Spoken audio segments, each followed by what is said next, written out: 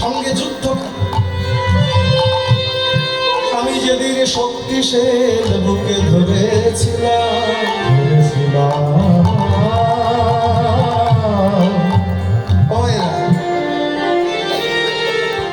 রামায়ণের কথা শুনেছ? বলরাম বলছে কানাই রে, সেদিন তোর লাগি আমি দারুণ শক্তিশাল বুকে ধরেছিলাম।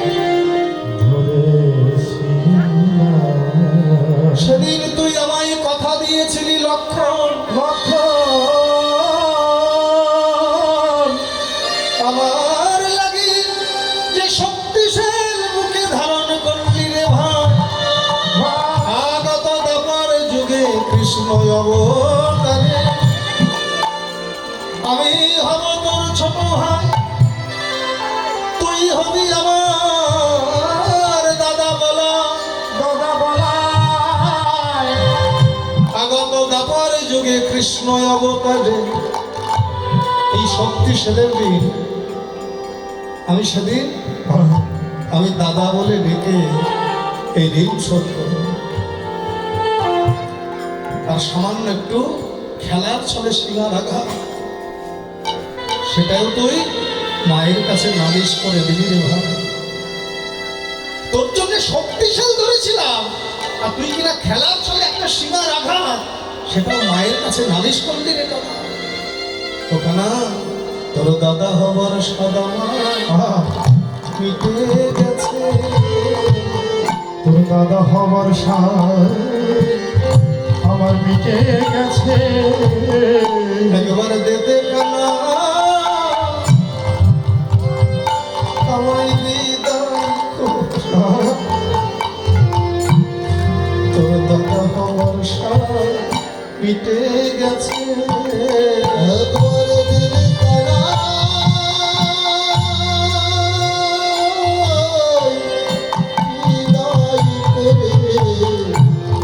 হবার সবার মিটে গেছে। আমি থাকবো না এই ব্রজ ধামে। অমনি শ্রীরাম বলছে, দাদা ও মা, তুমি কাকে দোষ দিচ্ছ? তোমার ভুল হয়েছে। আরে ভাই, আমার কানাই আমাদের সবার ছোট, আমরা কেউ পারি সেই কানাইয়ের অঙ্গে আঘাত করতে? তুমি কোনো চিন্তা করো না মা, ভাই কানাইকে সাজিয়ে দাও।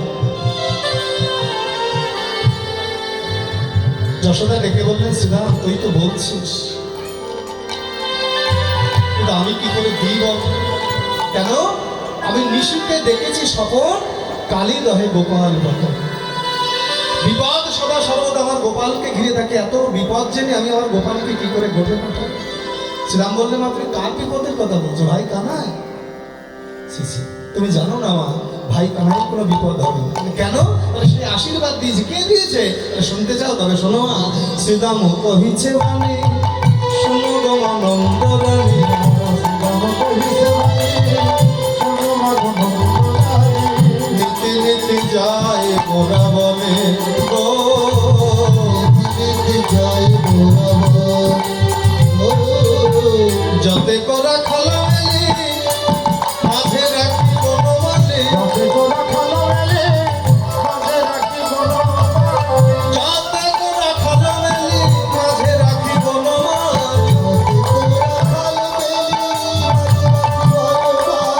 ভেনু বৎস চড়ায় কাননে,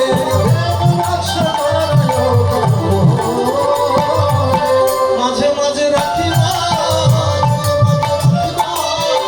আমাদের ভাই কানাইকে, মাঝে মাঝে রাখি মা। আমাদের ভাই কানাইকে মাঝে মাঝে রাখি মা। ওমা, আমাদের ভাই কানাই রাখাল নয়, রাখাল রাজা।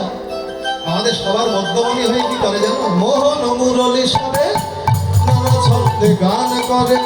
মোহন মুরলী সরে নানা ছন্দে গান করে। ভুবন ভোলায় সেই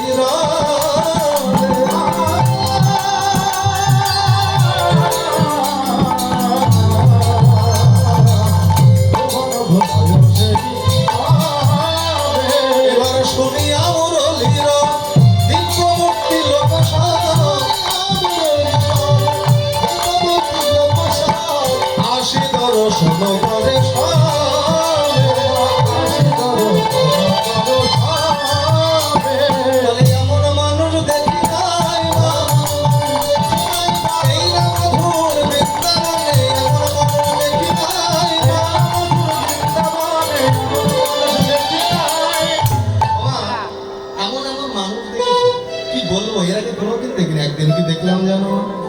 বাঁশের উপরে চড়ি চতুর্মুখে মন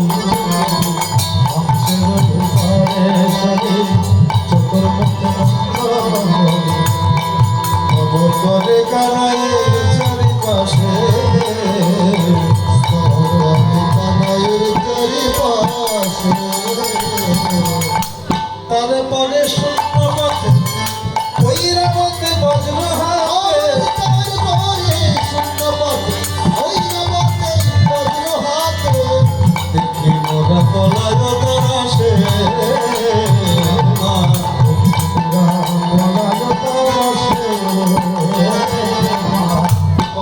একদিন দেখলাম হাঁসের পিঠে চড়ে একটা মানুষ, সেই মানুষটার আমার চারটি বদন। বৃন্দাবনে আমরা সকলে দেখি একটি দেহ একটি মুখ, আর সেই মানুষটা চারটি। মায়েরা ইনি কে জানো? কে? হ্যাঁ? ব্রহ্মা।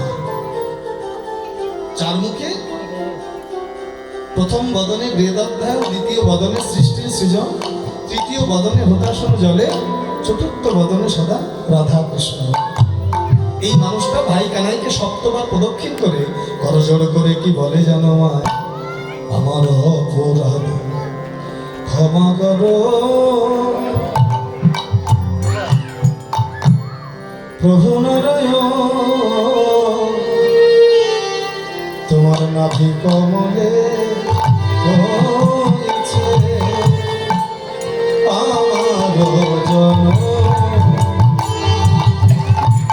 অপরাধ ক্ষমা করো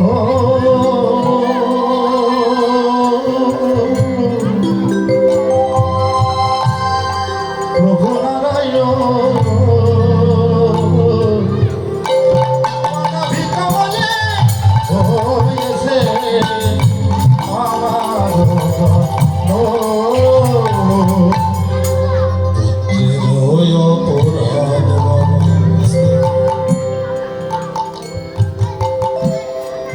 করে তুমি মোরে ক্ষমা করো ওগো প্রভু নারায়ণ। ছেলের ওই অপরাধ বাবা না করে তুমি মোরে ক্ষমা করো প্রভু নারায়ণ। উত্তর না পাইয়া ব্রহ্মা ভাবে মনে মনে, ক্ষমা না হইল প্রভুর রাঙা চরণে।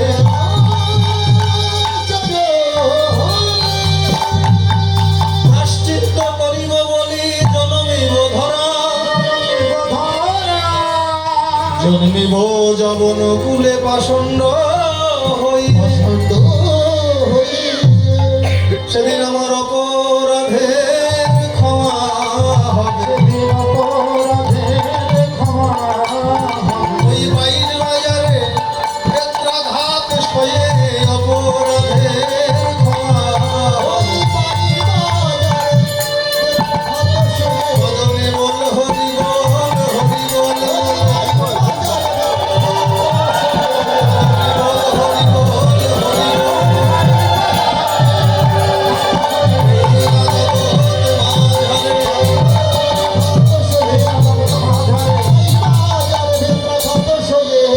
আমার অপরাধের ক্ষমা হবে। এই যে মানুষটা ক্ষমা চাইছে, এর অপরাধ কি ছিল? এই যে ভগবানকে বিশ্বাস না করে ধেনুগান রাখালগানকে চুরি করে গুহার মধ্যে লুকিয়ে রেখেছে 1 বছর যাবৎ ভগবানকে পরীক্ষা করতে গিয়ে ব্রহ্মা। এই বুঝতে পেরে এখন ক্ষমা চাইছে। তারপরে লোকে ইন্দ্র পূজা বন্ধ করে দিয়েছিল, তাই ব্রজবাসীর উপরে ক্ষিপ্ত হয়ে 7 দিন 7 রাত্রি অঝরে বৃষ্টি বাদল বর্ষা দিয়ে ব্রজবাসীর অনেক কষ্ট দিয়েছিল ইন্দ্র। ব্রজবাসীকে রক্ষার জন্য ভগবান গিরিগোবর্ধন পর্বত ধারণ করেছে 7 দিবস। এখন ভুল বুঝতে পেরে অপরাধের ক্ষমা প্রার্থনা করছে। মা তারপরে দেখলাম ষাঁড়ের পিঠে চড়ে একটা মানুষ, কি বলবো মা, এই মানুষটার মতো কাঙাল আর ত্রিজগতে কেউ নেই।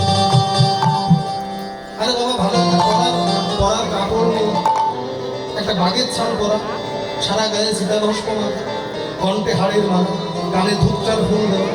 শুধু তাই নয়, ভালো একটা বাহনও তার জোটে না। কিন্তু এই মানুষটা এমন হলে কি হবে মা? আমার দেখে কি মনে হয় জানো? বুঝি নারী বসের মন্ত্র জানে, নারী বসের মন্ত্র জানে, বলে নইলে বনে রাগবে কেনে, নারী বসের মন্ত্র জানে। জীবনে রাখবে কেনে, নারী বসের মন্ত্র জানে। আগো এই মানুষটা এমন হলে কি হবে? তার বামে এমন এক রূপসী রমণী, কি বলবো মা। তার বামে এক নারী তুলনা দেবার নারী, রূপে অন্ধকার নাশ করে। স্বর্ণকান্তি শশীমুখী ভালে শোনে তিনয় আঁখি কোলে করি রহে গিরিধর। মা এই যে রমণীটাকে দেখলাম, আরো অনেকক্ষণ ধরে দেখলাম, দেখতে কেমন জানো? ঠিকই জানো মা তোমার মতো, ঠিক যেন মা তোমার মতো, ঠিক জানো মা তোমার মতো। ঠিক যেন মা তোমার মতো। তিনটি নয়ন না থাকিত, ঠিক জানো মা তোমার মতো। তিনটি নয়ন না থাকিত, ঠিক যেন মা তোমার মতো। যদি দশভুজা না হইত, ঠিক জানো মা তোমার মতো। যদি দশভুজা না হইত, ঠিক যেন মা তোমার মতো। মা তুমি তো তোমার গোপালকে 2 করে ননি দাও, আর সেই রমণী 10 করে ননি দাও।